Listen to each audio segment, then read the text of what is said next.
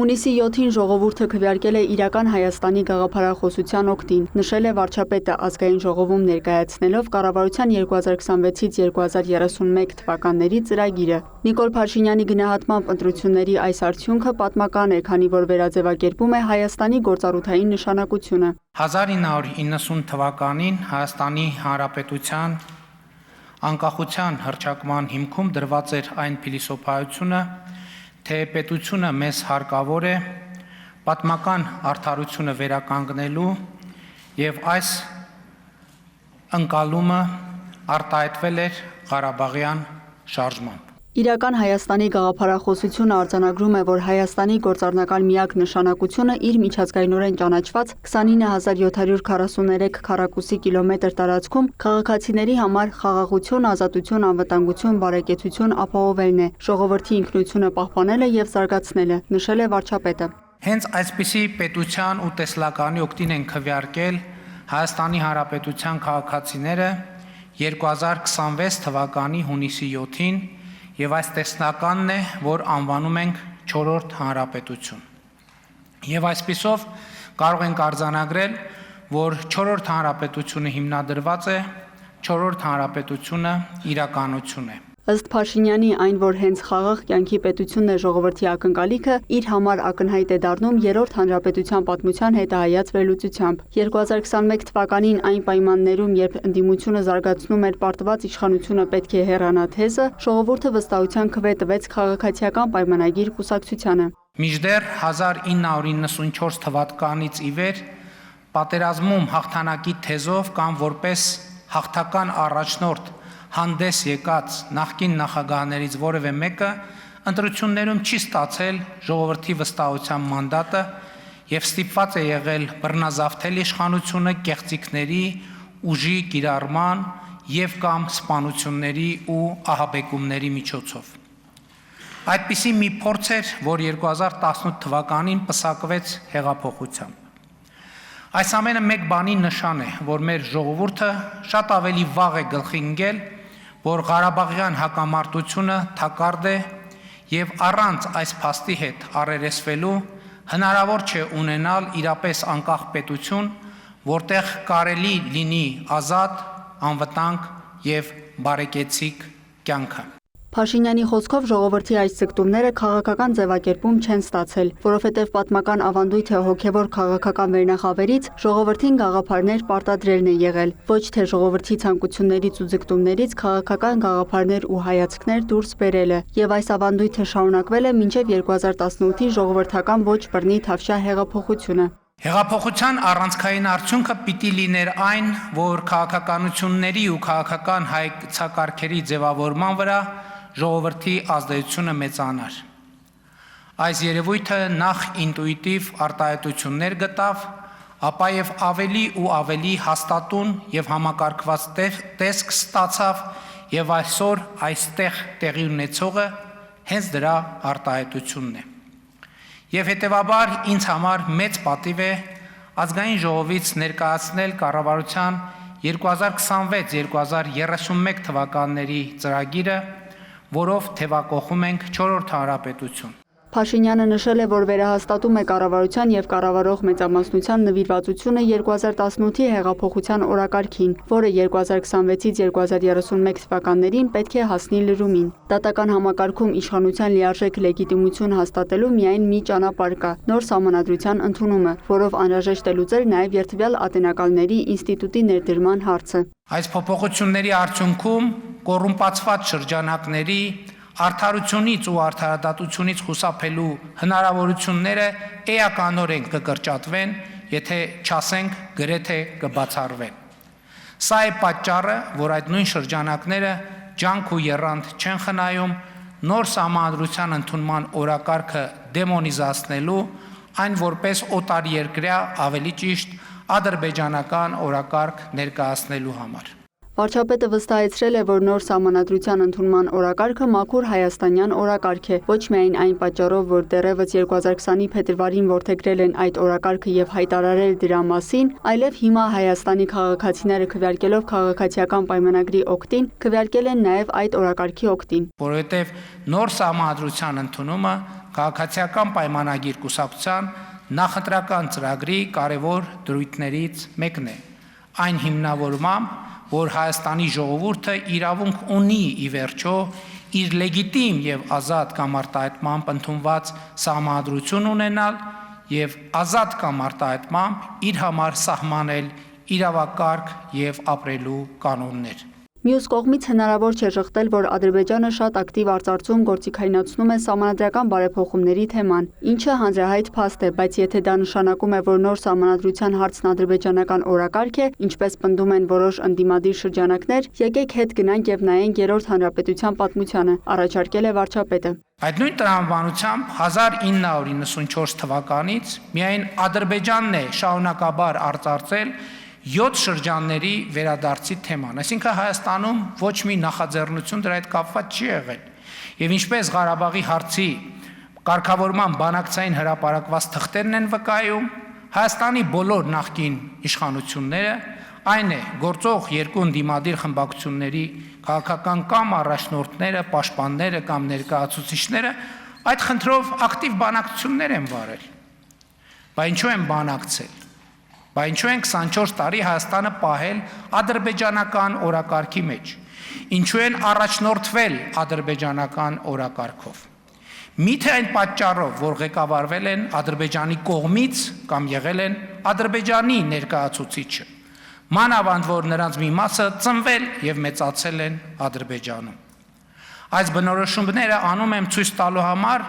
թե մեր մի շարք ընդդիմադիրների տրամաբանությունը ինչ անհեթեթ հետևությունների կարող է հանգեցնել։ Ինչ վերաբերում է նոր սահմանադրության տեքստին, այն կհրապարակվի առաջիկա ամիսների ընթացքում, տեղեկացրել է Փաշինյանը, հավելել 1990 թվականի անկախության հռչակագրի նոր սահմանադրության մեջ հողում չպետք է լինի։ Մենք հայտարարել ենք Ղարաբաղի շարժումը չշարունակելու, ավարտելու անհրաժեշտության եւ որոշման մասին, կայացրել ենք այդ որոշումը եւ ժողովուրդը այդ որոշումը հաստատել է։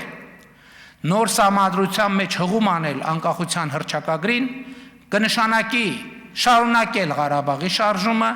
կնշանակի վերադառնալ կոնֆլիկտի տրամաբանությանը, իսկ սա անել չեն կարող առավել եւս 2026 թվականի համապետական ընտրություններից հետո, որտեղ մեր ժողովուրդը քվեարկել է խաղաղության օգտին եւ խաղաղության օրակարգը այժմ այլևս համապետական օրակարգ է։ Ադրբեջանի հետ հաստատված խաղաղության պահպանումը, ամրապնդումն ու ինստիտուցիոնալացումը կառավարության համար առաջնային օրակարգ են։ Նիկոլ Փաշինյանի խոսքով այս ուղղությամբ առաջիկա կարևոր անելիքներից մեկը TRIP նախագծի իրագործումն է, որը բխում է կառավարության խաղաղության խաչմերուկ նախագծից։ TRIP նախագիծը, որն իրագործվելու է Հայաստանի Հանրապետության տարածքում եւ Հայաստանի Հանրապետության տարածքային ամբողջականության, ինքնիշխանության, իրավազորության սկզբունքների հիման վրա վերջ է դնելու Հայաստանի շրջափակմանը։ Հայաստանի շրջափակումը իդեպ հիմա արդեն մասամբ հաղթահարված է, որովհետև 2025 թվականի նոյեմբերից Ադրբեջանի երկաթուղին Վրաստանի տարածքով բաց է Հայաստան ներմուծումների եւ Հայաստանից արտահանումների համար, իսկ Ախալքալակ-Կարս երկաթուղին, ինչպես տեղյակ եք, մայիսին բացվեց Հայաստանից արտահանումների եւ դեպի Հայաստան ներմուծումների համար։ Այժմ նաև Թուրքիայի ճանապարհներն են Վրաստանի տարածքով բացվում Հայաստանի ավտոմեքենաների համար, տեղեկացրել է վարչապետը, նշելով, որ TRIP նախագիծը ոչ միայն Հայաստան-Ադրբեջան ուղիղ երկաթուղային կապն է բացելու, ներառյալ Հայաստանի տարածքով Ադրբեջանի արևմտյան շրջանների եւ Նախիջևանի ինքնավար հանրապետության միջև կապը, նաև Հայաստանի հյուսիսային շրջանների երկաթուղային կապը Սյունիքի մարզի հետ Նախիջևանի տարածքով, այլև Հայաստանն ինտեգրելու է միջազգային երկաթուղային ցանցին։ Նախագծի իրագործումը բացելու է նաև երկաթուղային կապը Պարսից ծոցի եւ Սև ծովի միջև, Իրանի, Նախիջևանի, Հայաստանի եւ Վրաստանի տարածքով, որը դարակազմիկ փոփոխություն է։ Հայաստանն այսպիսով երկաթուղային կապ է ստանալու Իրանի հետ։ Պարսից ծոց, Սև ծով երկաթուղին TRIP-ի հետ ուղիղ կապ չունի, այսինքն այդ նախագծի մաս չէ։ Ըստ վարչապետի մենք խնդիր չունենք այն փաստի հետ, որ մեր երկրի երկաթուղին գտնվում է ռուսական երկաթուղիների կառավարման ներքո։ Սա մեզ համար որևէ խնդիր չի եղել եւ մենք երբեք այս թեմային չենք անդրադարձել։ Ընդ որում էլի ուզում եմ կրկնել, որ երկաթուղին Հայաստանի սեփականությունն է եւ ընդամենը գտնվում է ռուսական երկաթուղիների կառավարման ներքո։ Ու մենք ոչ մի խնդիր չունենք այս փաստի հետ։ Մենք մեծագույն հարգանքով ենք վերաբերվում Ռուսաստանի Դաշնությանը եւ նրա շահերին, բայց Հայաստանի երկաթուղին ռուսական կառավարման ներքո լինելու պատճառով հիմա մենք կանգնած ենք Հայաստանը միջազգային երկաթուղային ցանցին ինտեգրելու պատմական այս հնարավորությունը կորցնելու վտանգի առաջ։ Վարչապետի խոսքով չի կարելի կորցնել պատմական հնարավորությունը։ Այս է պատճառը, որ Ռուսաստանի գործընկերներին խնդրում են ճկունություն ցուցաբերել եւ կոնցեսիայի իրավունքը վաճառել Հայաստանի եւ Ռուսաստանի համար ընդունելի երրորդ երկրի։ Ընդ որում, բոլորիդ ուշադրությունն եմ հրավիրում այն փաստի վրա, որ այս համանգամանքներում ավելի է ակտիվացել Թուրքիայի տարածքում Կարս Դիլուջու, այսինքն Կարսից Նախճեվան երկաթուղու կառուցման ընթացքը։ Հասկանալի է, որ մենք չենք կարող արգելել կամ արգելակել այդ երկաթուղու կառուցումը եւ պետք է առերեսվենք այն փաստի հետ, որ երաս ախորիկ երկաթուղին պետք է մրցակցի Դիլիջու Կարս երկաթուղու հետ եւ սրա համար մենք պետք է հնարավորինս արագ երաս ախորիկը բերենք մրցակցային լավ վիճակի եւ հետագայում էլ ապահովենք երկաթուղու կողմից ծառայությունների բարձր որակը եւ մրցունակ գինը։ Այս ամենի կարևորության գիտակցումն է, որ հանգեցրել է կառավարության քննարկվող ծրագրի հետևյալ ձևակերպմանը։ Մեջբերում եմ։ Երկաթուղու հավատարմագրված կառավարման համակարգը վերանայվելու է այնպես, որ չխոչընդոտի Հայաստանի Հանրապետության միջազգային տրանսպորտային համակարգի ինտեգրման այն պատմական հնարավորության իրականացմանը, որը ստեղծվել է։ Մենք շարունակելու ենք աշխատանք այս ուղղությամբ եւ Ռուսաստանի մեր գործընկերներին կրկին խնդրում եմ հնարավորինս արագ հասնել այս խնդրի բարեկամական լուծմանը։ Թրիփ նախագիծը ներառելու է ոչ միայն երկաթուղին, այլև խողովակաշարեր, ճանապարհներ, մալուխներ, էլեկտրահաղորդման գծեր։ Թրիփ նախագծի վերաբերյալ Հայաստանի եւ Միացյալ Նահանգների միջև ռազմավարական համագործակցության մասին շրջանակային համաձայնագիրը վավերացման փուլում է։ Ավարտական փուլում են Trip Development Company ընկերության հիմնադրման աշխատանքները։ Հիշեցնեմ, Հայաստան այդ ընկերությունում ունենալու է 26%, իսկ Ամերիկայի Միացյալ Նահանգները 74% բաժնեմաս։ Այս բանաձևը գործելու է առնվազն 49 տարի, իսկ այդ ժամկետի ավարտից հետո կողմերի փոխադարձ համաձայնությամբ երկարաձգվելու դեպքում եւս 50 տարի, իսկ այս դեպքում արդեն Հայաստանի մասնաբաժինը կդառնա 49%, իսկ Ամերիկայի Միացյալ Նահանգների մասնաբաժինը 51%, առանց Հայաստանի կողմից հավելյալ ֆինանսական կամ այլ ներդրման։ Վարչապետն ընդգծել է Թրիփը օտարերկրյա որևէ ռազմական եւ զինված ներկայություն չի ենթադրում։ Ելույթում Փաշինյանը նշել է, որ առևտրատնտեսական հարաբերությունների հաստատումից եւ խորացումից, սահմանների սահմանազատումից, գերիների եւ անհետ կորածների հարցերի շուրջ համագործակցությունից, ապաշրջափակումից, խաղաղության համաձայնագրի ստորագրումից անդին շատ կարեւոր է Հայաստան-Ադրբեջան հարաբերությունների սոցիալ-հոգեբանական կողմը։ Խաղաղությունը անշրջելի եւ հարատև դարձնելու համար անհրաժեշտություն է Հայաստանում Լեռնային Ղարաբաղի հայերի վերադարձի եւ Ադրբեջանից հայ փախստականների վերադարձի իրավունքի մասին, իսկ Ադրբեջանում արևմտյան Ադրբեջանի եւ արևմտաադրբեջանցիների վերադարձի իրավունքի մասին խոսույթները չշարունակելը, այդ խոսույթներին վերջ դնելը։ Սա հարց է, որը թե Հայաստանում, թե Ադրբեջանում հասցեագրելու անհրաժեշտություն կա հանուն մեր սերունդների խաղաղ համակեցության իրավունքի։ Երկու ժողովուրդների խաղաղությունն ու խաղաղ համակեցությունն է այն իրավունքը, որ այսօր պետք է առարկայացնենք եւ հետապնդենք, կարողանանք հաղթահարել սրան հակասող որևէ խոսույթ եւ գործողություն, նշել է վարչապետը, հավելել, պետք է դադարենք Ադրբեջանում Հայաստան փնտրել, իսկ Ադրբեջանը պետք է դադարի Հայաստանում Ադրբեջան փնտրել։ Նիկոլ Փաշինյանը հայտարարել է, որ Հայաստանը չպետք է Հայաստան փնտրի ոչ միայն Ադրբեջանում, այլև Թուրքիայում, Վրաստանում, Իրանում։ Երբ Հայաստանի Հանրապետությունից դուրս Հայաստան ենք փնտրում, տեսադաշտից եւ ուշադրությունից դուրս ենք թողնում Հայաստանի Հանրապետությունը նրա կարիքներն ու շահերը նրա համար հոգ տանելու մեր պատասխանատվությունը եւ պարտավորությունը։ Եվ երկրորդ, ոչ պակաս կարևոր պատճառը, երբ մենք հայրենիք ենք փնտրում մեր 4 հարևանների միջազգային ճանաչված տարածքներում, բացում ենք այն դուռը, որով նրանք իրենց հայրենիքն են փնտրում Հայաստանի Հանրապետության միջազգայինորեն ճանաչված տարածքներում։ Եվ ստացվում է, որ մենք փնտրում ենք 4 տեղ, իրենք 4-ով փնտրում են մի տեղ, մեր երկրում, մեր պետությունում, մեր հայրենիքում, ու մենք հայտնվում ենք մեկը ընդդեմ 4-ի կարգավիճակում։ Ժողովրդի համախմբումը իրական Հայաստանի գաղափարախոսության շուրջ մեզ հիմք է տալիս համոզված լինելու, որ մենք այլևս չենք մտնի փակուղի, ասել է վարչապետը, հավելելով, որ հավասարակշռված եւ հավասարակշռման արտաքին քաղաքականությունը դարձավ այն առանցքային գործիքներից մեկը, որը թույլ տվեց կայունացնել Հայաստանի արտաքին միջավայրը։ Կառավարությունը ոչ միայն շարունակելու է հավասարակշռված եւ հավասարակշռման արտաքին քաղաքականությունը, այլև այն որդեգրում է որպես արտաքին քաղաքական ռազմավարություն, որի առանցքային խնդիրը արտաքին հարաբերությունների մեջ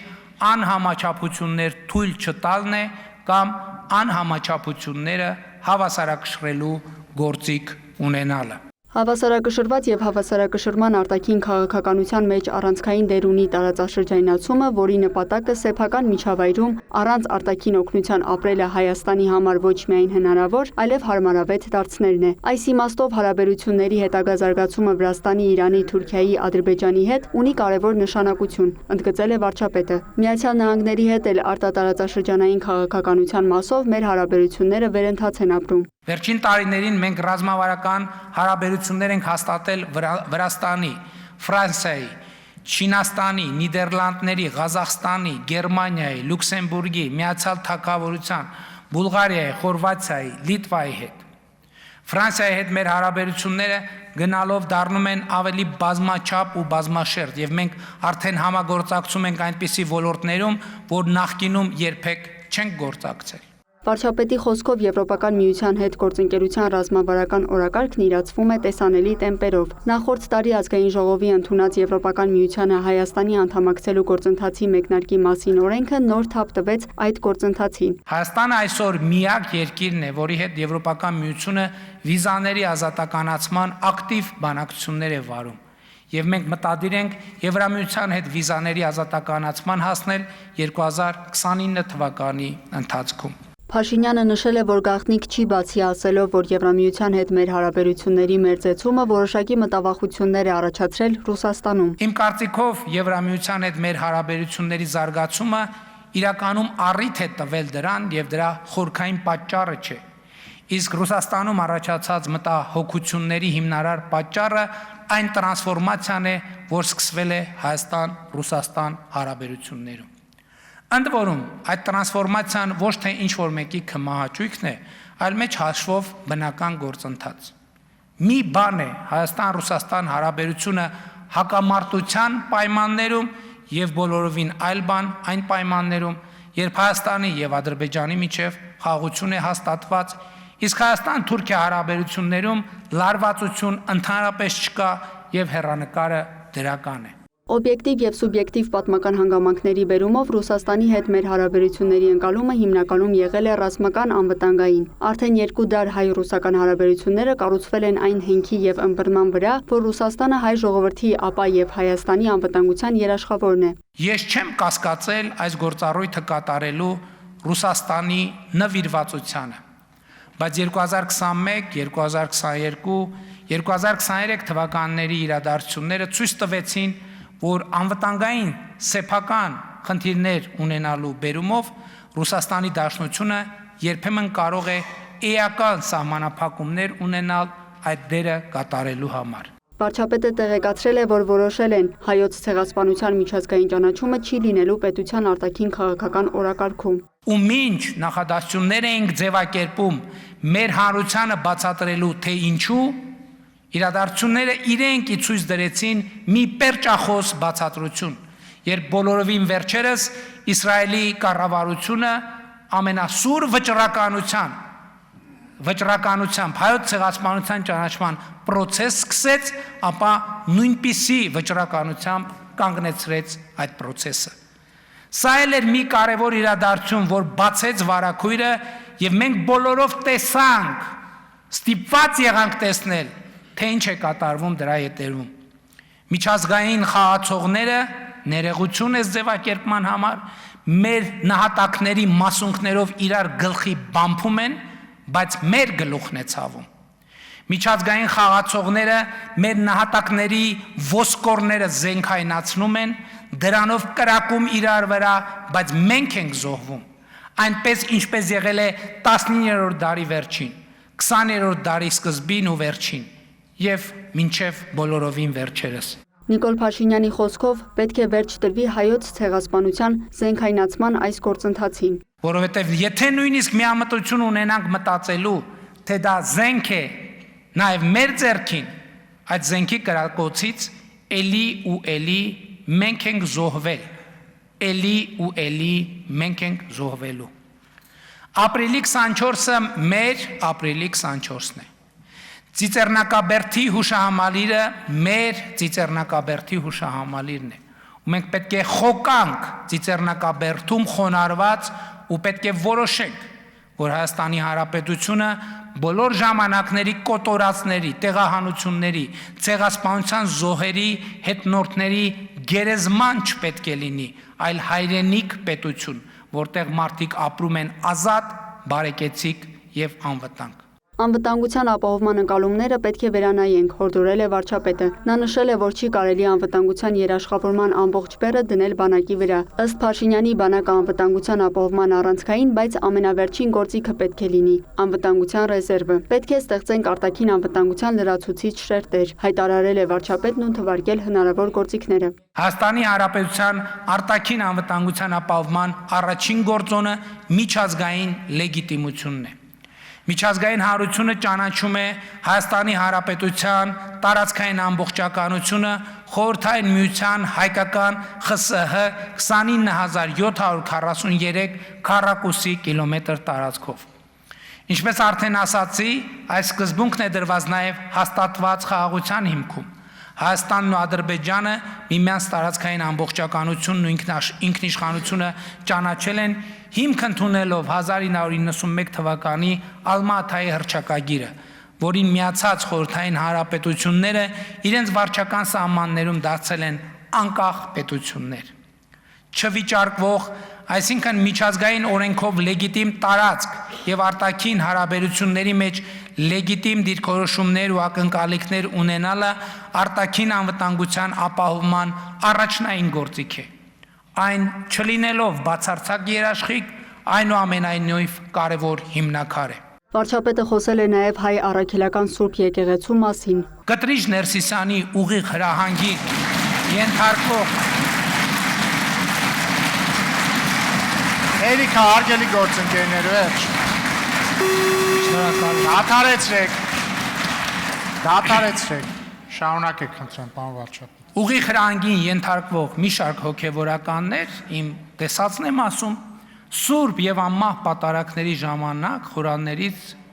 կոչ են հղում Աստծուն, որ նա պահպանի Արցախի հանրապետությունը։ Այսպիսով եկեղեցին դարձնելով պատերազմի քարոզչության ինստիտուտ։ Սա ընդհանրապես շատ հետաքրքիր ֆենոմեն է։ Այս կոչերը հղում են, հետո ասում են եւ եւս խաղաղության Աստծուն աղաչեցուկ։ Այսինքն պատերազմի կոչ անելով Աստծուն պետք չի աղաչել խաղաղության համար, պետք է խաղաղությանը տեր կանգնել։ Պետք է ջանք գործադրել խաղաղությունը պահպանելու համար։ Սա մեկն է այն պատճառներից, թե ինչու պետք է հայաստանյաց առաքելական եկեղեցու փաստացի պետը հանգստի կոչվի, բայց միակ պատճառը չէ։ Իմ հանձնարարությամբ զեկույց է պատրաստվում հայաստանյաց առաքելական Սուրբ եկեղեցում առաջացած խորը համակարգային ճգնաժամի մասին, որտեղ շարադրվում են տասնյակ փաստեր, որ Կտրիչ Ներսիսյանը հայաստանյան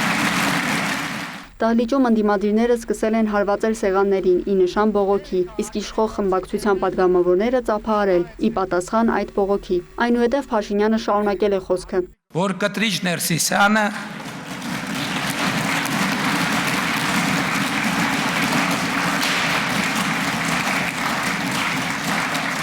Հայաստանի այդ առաքելական Սուրբ եկեղեցին դուրս է դրել կանոնական ծիրից, սրանից բխող բոլոր հետևանքներով։